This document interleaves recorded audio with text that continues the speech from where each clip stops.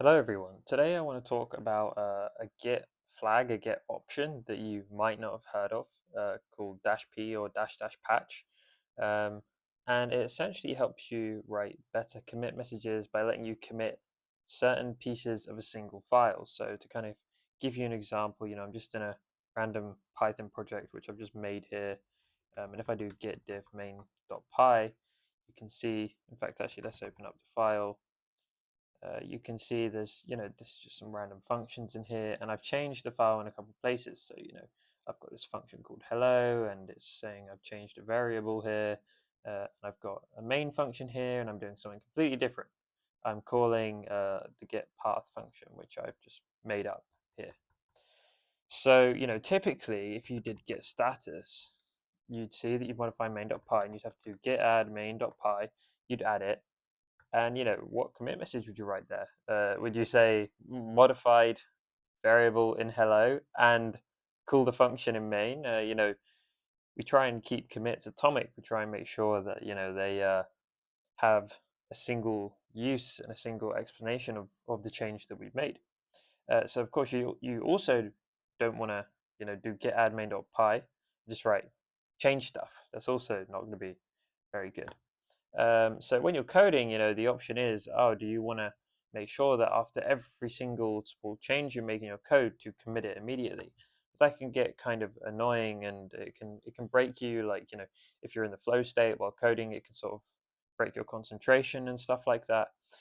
So the git add -p option is a way to kind of avoid this. It's a way to split your file up into what's called hunks and commit certain hunks. So to give you an example, if I do git add -p main.py instead of just git add main.py, you'll see you get this kind of interactive editor pop up, and it's picked up the first hunk. So it's picked up here that I've changed this variable x equals 10 to x equals 20, and it's asking, do I want to stage this for commit?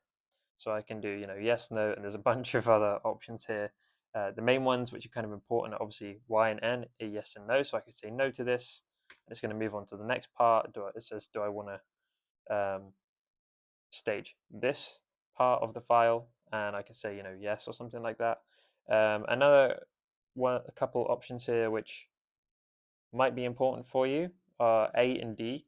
So if I X out, so I say no, I'm not going to stage anything, do it all again, is there is the A and D option here. So D will decline the current hunk you're on and the rest. So if I do D, it's actually going to close everything out because I'm not staging anything.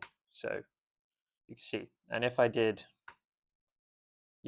A here, it would give us the same result as committing both of these changes at once. So, but it does mean if you do something that's kind of relevant in a couple places. So if I come out of this completely and I say, you know,